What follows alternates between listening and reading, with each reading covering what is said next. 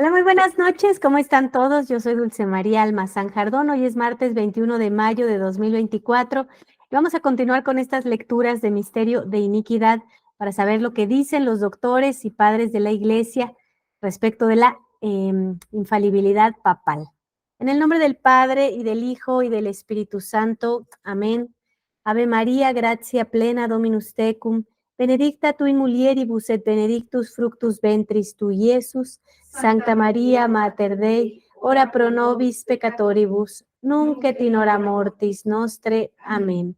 En el nombre del Padre, y del Hijo, y del Espíritu Santo. Amén. Vamos a continuar con San Juan Crisóstomo, año 340-407. Es el más célebre de los padres griegos, en razón de sus enseñanzas admirables. Merece el apelativo de Crisóstome, es decir, boca de oro. San Juan Crisóstomo sugiere la solidez admirable de la fe de Pedro por una imagen. Hay muchas olas impetuosas y crueles tempestades, pero yo no temo ser sumergido porque me sostengo en la piedra.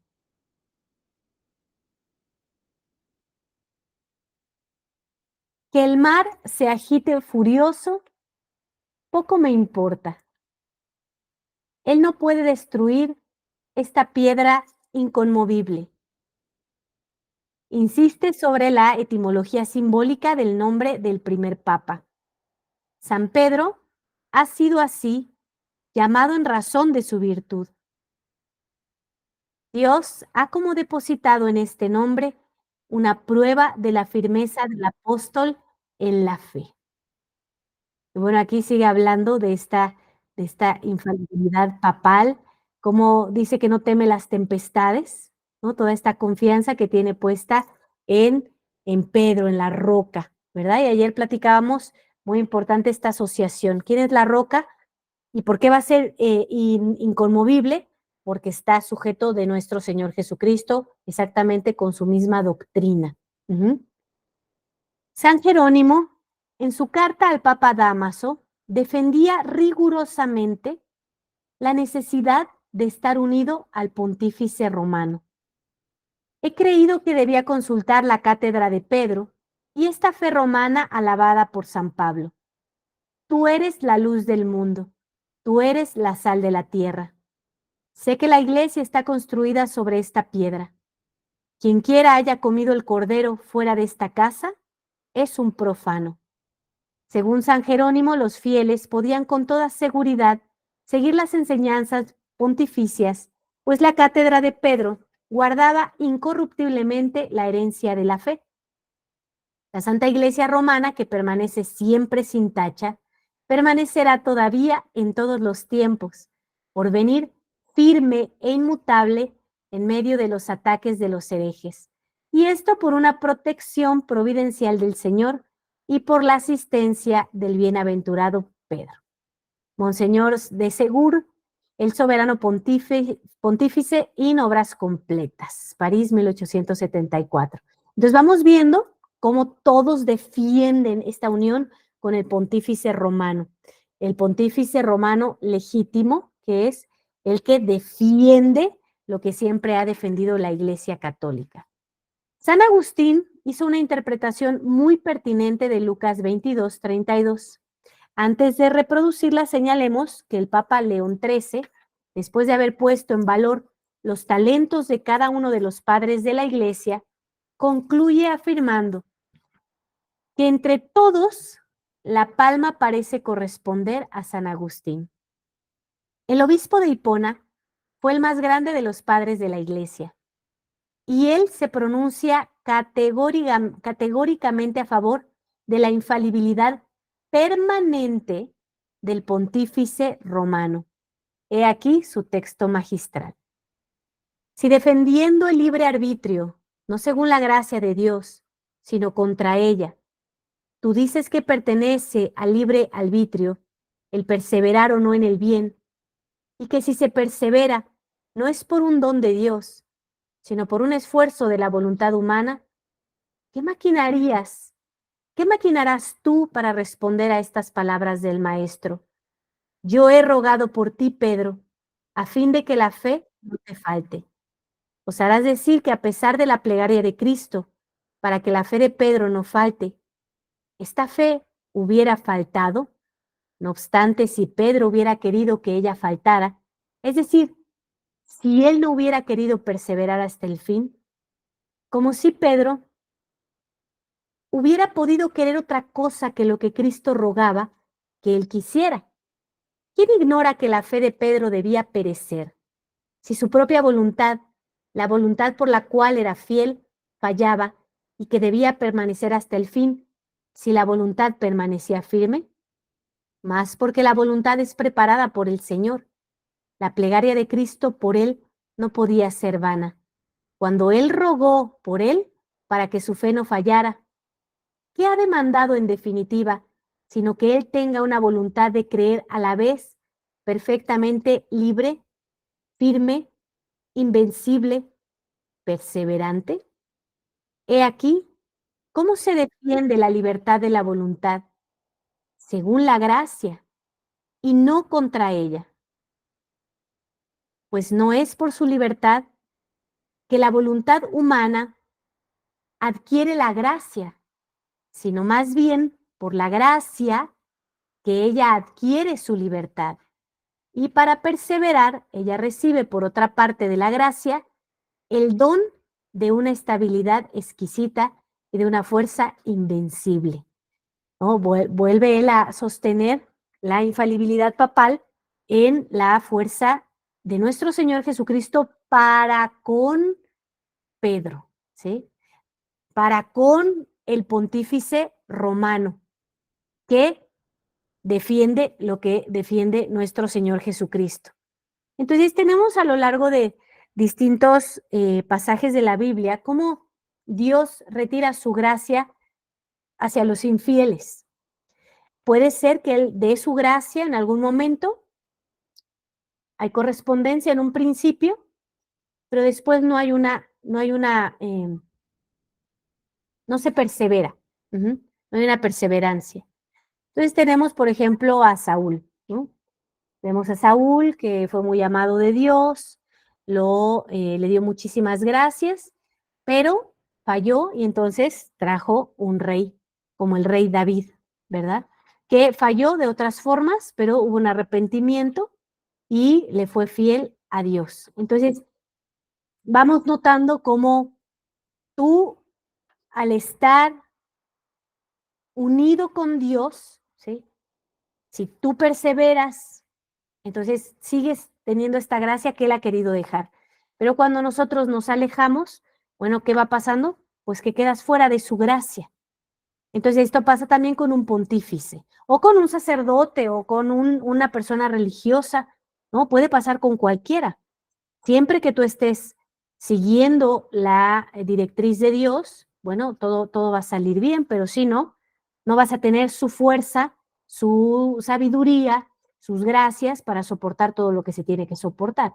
Entonces, el pontífice romano tiene esta estabilidad y tiene esta fuerza invencible, siempre que es verdadero, ¿sí?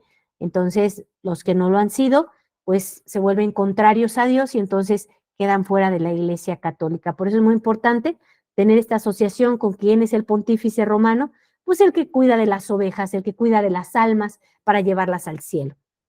Y esto ha ocurrido como último papa, el Papa Pío XII. Los demás, tristemente, pues han estado infiltrados y por eso es que se perdió esta estabilidad.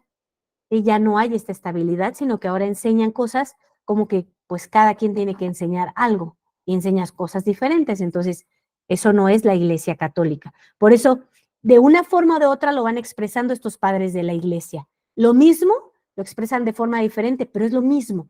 No se salen de la misma idea. San Cirilo de Alejandría, en su comentario sobre Lucas 22:32, explica que la expresión confirma a tus hermanos significa que Pedro era el maestro y el sostén de aquellos que venían a Cristo por la fe. Comenta asimismo el Evangelio según San Mateo.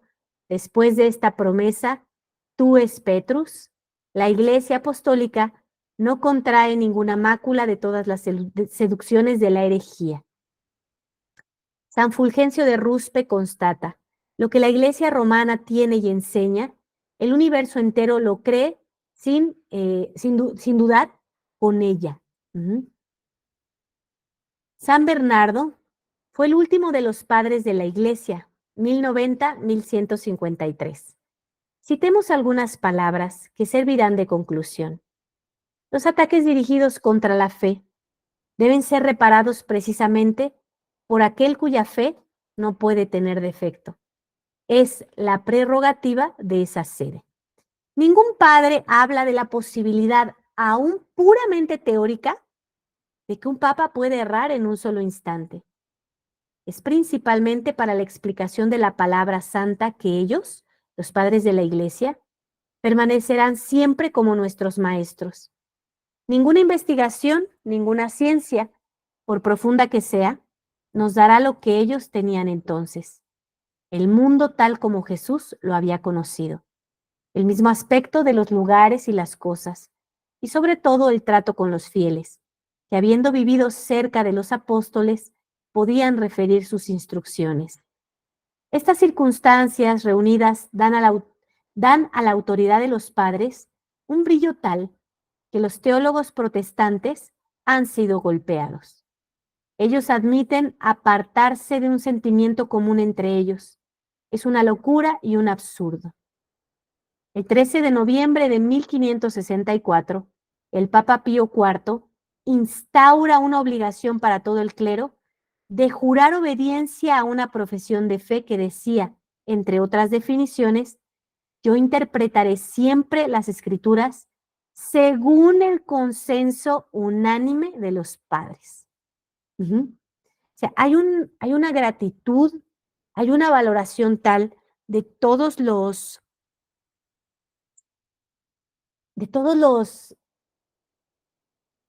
papas, de seguir con esa continuidad. No hay una falta de respeto, no hay un orgullo, no hay una soberbia de decir que voy a borrar 2000 años de información porque ahora voy a instaurar lo nuevo. Entonces, estos argumentos quiero que te ayuden a pensar que si todos ellos han tenido esta sencillez de sentirse resguardados, porque eso es la tradición, un resguardo, porque cada uno está guardando el depósito de la fe que les ha sido entregado.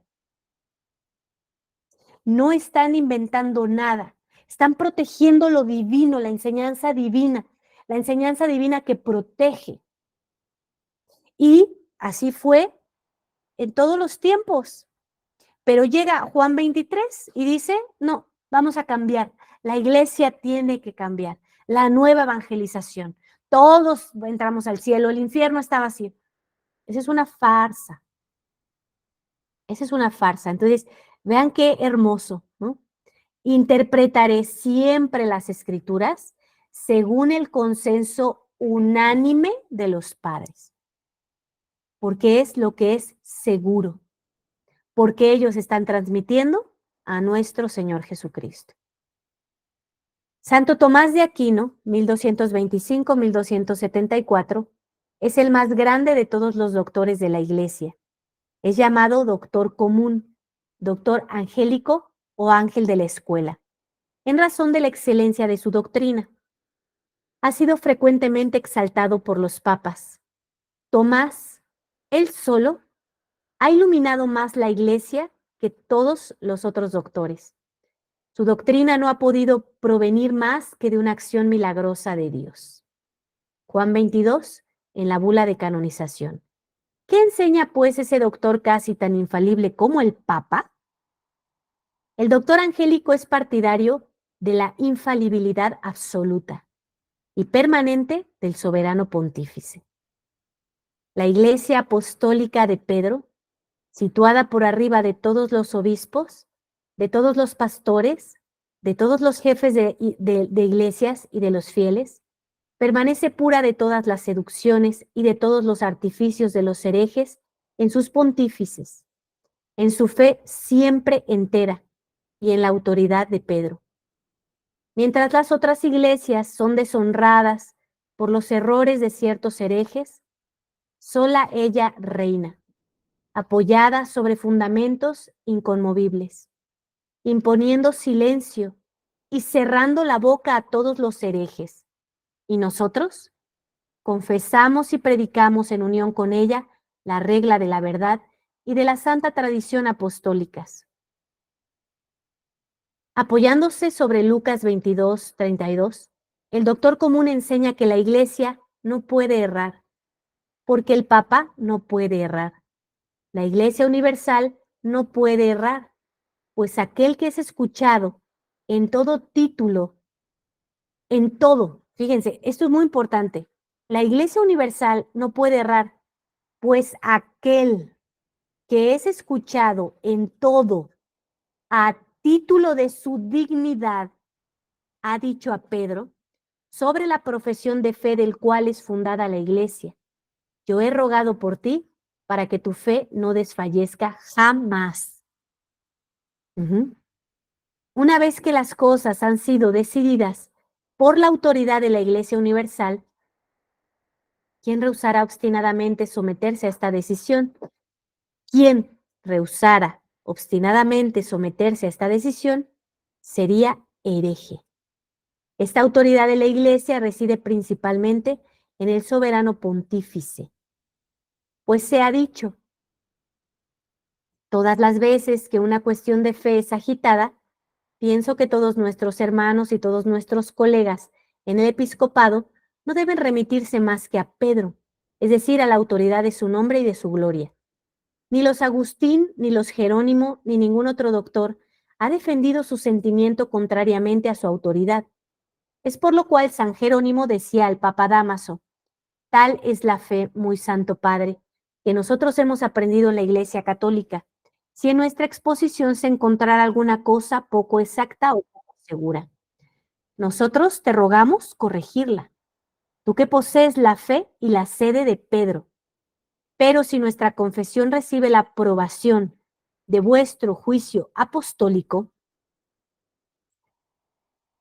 quien quiera acusarme probará que es ignorante o malintencionado, o que no es católico, pero no probará que soy hereje.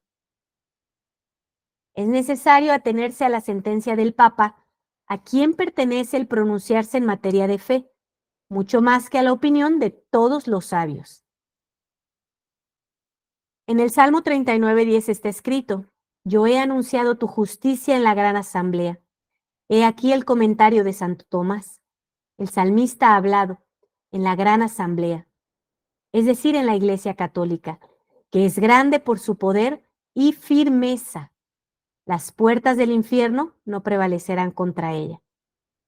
Esta firmeza la Iglesia la debe en primer lugar a la fe, sin falla del pontífice romano, como es explicado en uno de los opúsculos del Santo Doctor. Y fíjense que esto es bien importante de entender, porque si esto lo lee un modernista, pues se puede ir con la finta de nada más ver lo que habla del pontífice romano y ellos asocian como pontífice romano a Bergoglio, por ejemplo, ¿no? A Juan XXIII, a Pablo VI. Y aquí cabe aclarar, la Iglesia es grande por su poder y firmeza.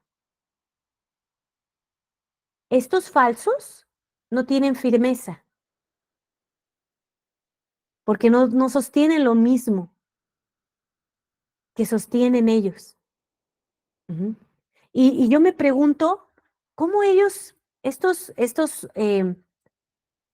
sacerdotes que se dicen sacerdotes, aunque no lo son porque no están válidamente ordenados en el modernismo, pero explican estas enseñanzas, cómo justifican estas contradicciones que hace Bergoglio al hablar de pecado?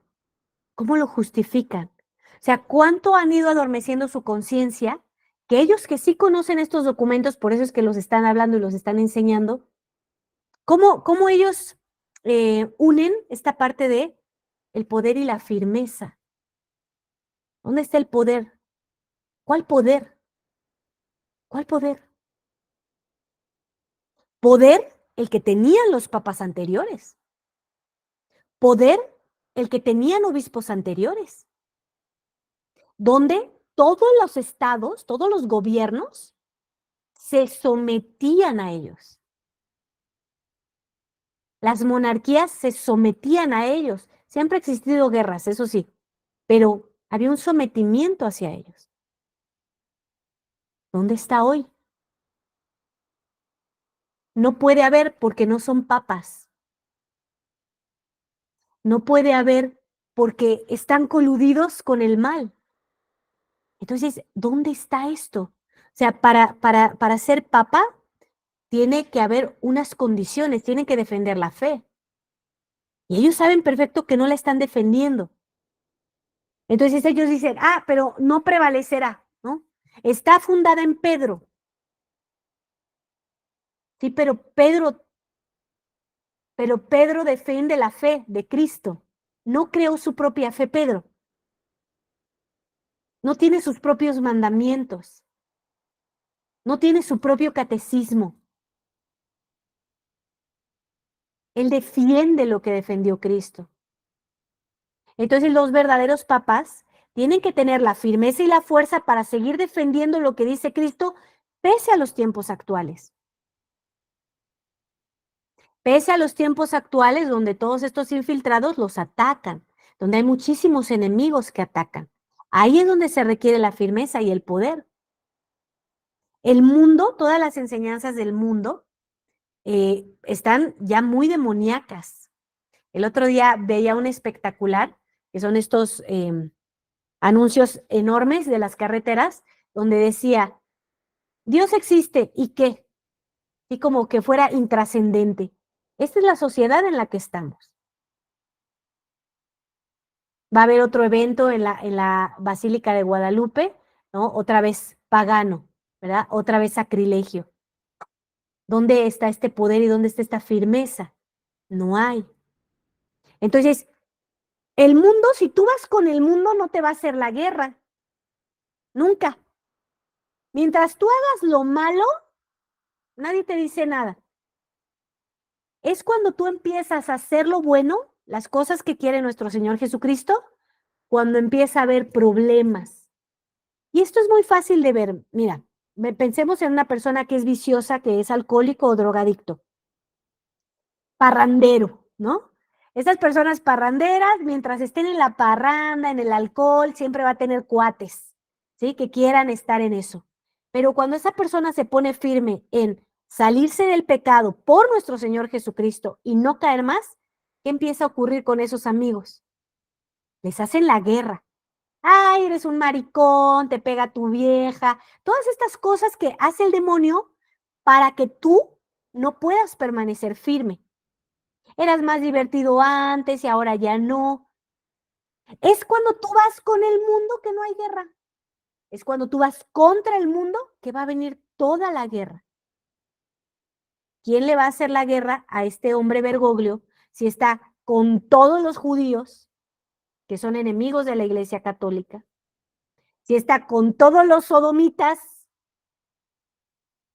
no le van a hacer la guerra. Claro, ¿a quiénes le van a hacer la guerra?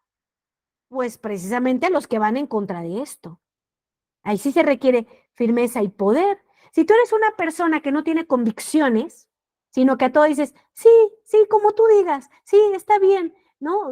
A todo lo que hacen tus hijos está bien, drógate, sí, está bien, me voy a alcoholizar, sí, está bien, voy a comer muchos dulces y no voy a comer la comida, sí, está bien.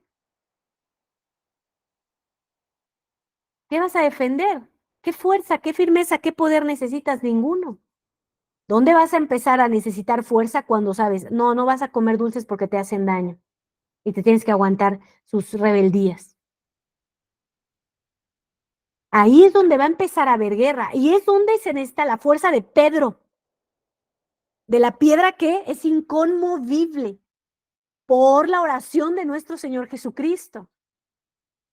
Esta es la iglesia católica a la que hay que encontrar, a la que hay que unirse, a la que hay que ayudar, a la que hay que permanecer encadenada y no separarse.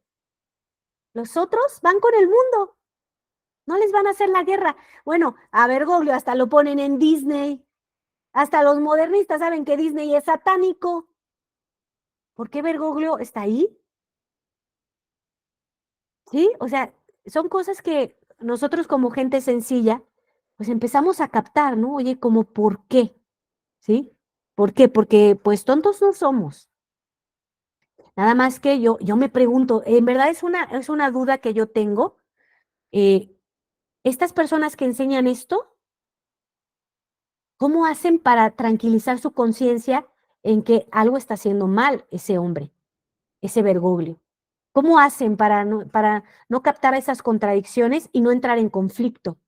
¿Cómo hacen? Borran su cerebro y dicen, no tengo que pensar, no tengo que pensar, no tengo que pensar, es el romano pontífice y sobre esa roca está Pedro. O sea, ¿cómo hacen? Tienen que razonar, tienen que pensar. La conciencia reclama, algo no está bien. Y cuando tienes las potencias despiertas, hay algo que tú captas aquí, algo no está bien. Aquí hay un problema. Sobre todo ellos que se supone que tienen al Espíritu Santo que les ayuda, pero tan no es así que ni siquiera ellos logran captar la mentira, no la logran captar hasta que respondan con fidelidad a nuestro Señor Jesucristo. Porque entonces ellos, ¿qué tienen que hacer? Renunciar a muchas cosas, a muchas comodidades. Y sinceramente en estos tiempos, nadie está dispuesto a dejar sus comodidades. Son así poquititos, poquititos.